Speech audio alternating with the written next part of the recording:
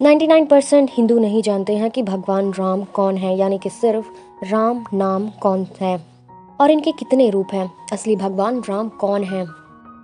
वैसे तो रामायण का इतिहास लाखों साल पुराना है, लेकिन अगर इतिहासकारों की माने तो आज से लगभग 7000 वर्ष पूर्व त्रेता युग में भगवान श्री राम का जन्म हुआ था, जो भगवान विष्णु के 7वें अवतार थे। भगवान राम के बारे में अक्सर यह प्रश्न पूछा जाता है और उठाया जाता है कि अगर राम एक मनुष्य थे तो एक मनुष्य आखिर भगवान कैसे हो सकता है, और यदि भगवान राम का जन्म त्रेता युग में हुआ था तो इससे पहले वो किस युग में, यानी कि सतयुग में भी तो ऋषि महर्षि नाम का जाप कैसे करते थे?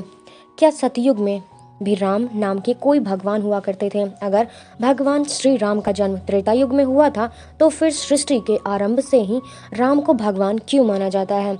और मीराबाई तो स्वयं बहुत बड़ी कृष्ण भक्त हुआ करती थी। उसके बाद भी मीराबाई ने यह क्यों कहा कि पायो जी मैंने राम रतन धन पायो? उन्हें तो कहना चाहिए था कि पायो जी मैंने कृष्ण रतन धन पायो। आखिर मीरा ने भी राम का ही नाम क्यों लिया? दशरथ पुत्र राम, परशुराम, बलराम, आत्मा रूप श्री राम, परम तत्व रूपी राम आखिर कितने प्रकार के हैं? राम कौन है? वास्तव एक भगवान राम जिन्हें ज़्यादातर लोग नहीं जानते हैं। इस वीडियो में आगे बढ़ने से पहले कमेंट में जय श्री राम ज़रूर लिखिएगा और ये भूलिएगा मत, क्योंकि भगवान राम के बारे में ये बातें जान करके आप उनके बारे में ये बातें भूल नहीं पाओगे। जब कोई व्यक्ति कहता है कि मैं राम को नहीं मानता या राम भगवान नहीं है, तो इसका अर्थ यह होता है कि वह अज्ञाता में के बहुत गहरे अंधकार में जी रहा है। वह जानता ही नहीं कि ईश्वर कौन है। उसे लगता है कि ईश्वर का कोई एक खास स्वरूप है। ऐसे ही कुछ मूर्ख और अज्ञानी लोग कबीरदास जी के पास पहुँचे। जब वह राम नाम का जाप कर रहे थे, उन लोगों ने पूछा, क्या कर रहे हैं कबीरदास जी? तो कबीरदास जी ने कहा, राम का भजन कर रहा हूँ। उन्होंने पूछा, अच्छा कौन से राम का भजन कर रहे हैं? कबीर ने कहा, राम क्या, बहुत सारे हैं।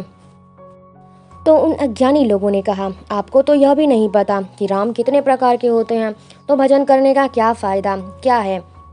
एक राम दशरथ का बेटा, एक राम घट घट में लेटा, एक राम का सकल पराशा, एक राम भी सभी से न्यारा। अब बताइए कबीरदास जी, इसमें से कौन सा राम तुम्हारा है और आप कौन से राम का भजन कर रहे हैं? अब वे लोग तो अपनी बात कहकर चले गए, लेकिन कबीर जी सोचने लगे कि मुझे तो लगता था कि राम सिर्फ एक ही है, और यह कैसे संशय मेरे मन में डाल के चले गए हैं। इसीलिए कबीरदास जी ने अपने गुरु के पास जाने का विचार किया। कबीर जी पहुँचे अपने गुरु के पास, गुरु जी को प्रणाम किया। गुरु जी बोले, बताओ क्या बात है कबीर? कबीर जी बोले, गुरु जी एक अजीब सा संशय मेरे मन में विचलित हो रहा है। कुछ लोग मेरे पास आए और मुझे राम का भजन करते देखे और कहने लगे कि राम का भजन क्यों कर रहे हो और कौन से राम का भजन कर रहे हो? तो मैं एक ही राम को जानता हूँ। क्या बहुत सारे राम होते हैं? तो उन लोगों ने कहा, हाँ, एक राम दशरथ का बेटा, एक राम घट घट में लेटा, एक राम शकल पराशा और एक राम सभी से न्यारा। बताओ इनमें से कौन से राम का भजन कर रहे हो? इनमें से कौन सा राम तुम्हारा है? कबीर जी की बात सुनकर गुरुजी मुस्कुराते हुए उन्होंने कहा, बेटा ऐसे बात करने वाले तुम्हारे पास एक बार नहीं जीवन भर आते रहेंगे। जिनकी आंखों पर जैसा चश्मा चढ़ा हुआ हो, इसे ईश्वर वैसा ही दिखाना पड़ता है। कोई परमात्मा को ब्रह्मा कहता है, कोई ईश्वर कहता है, कोई भगवान कहता है, लेकिन अगर अलग अलग नाम से लेने वाला वह परमात्मा अलग अलग नहीं होता। और अब इस दोहे का अर्थ सुनो। जो राम दशरथ का बेटा है वही राम घट घट में लेटा है, जिस राम का शकल पराशय है वही राम सभी से न्यारा है। इस दोहे में एक खास बात है कि वह यह कि एक राम चारों पंक्ति में है। तो इसका अर्थ है वही राम दशरथ का बेटा, वही राम घट घट में लेटा, और वही राम शकल पराशा, और वही राम सभी से न्यारा। जब वही राम सब जीवों के अंदर विराजमान रहते हैं तो वही सबके घट में लेटे हुए सर्वव्यापक राम होते हैं। और जब वही राम इस सृष्टि को रचते हैं तो यह सब उन्हीं का पराशा हुआ। और लेकिन सृष्टि की रचना करने के बाद वे इस सृष्टि में फंसते नहीं हैं, इसीलिए वे सबसे न्यारे भी हैं।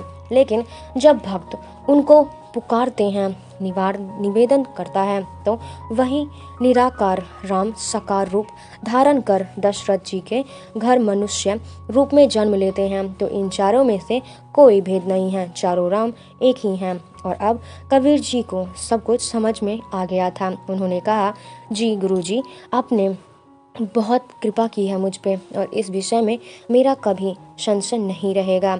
कबीर जी वापस आकर फिर से राम का भजन करने लगे। कुछ दिन बाद फिर वही मूर्ख अज्ञानी लोग कबीरदास जी से मिलने आए। उन्होंने देखा कि कबीर जी अभी भी राम की माला जप रहे हैं।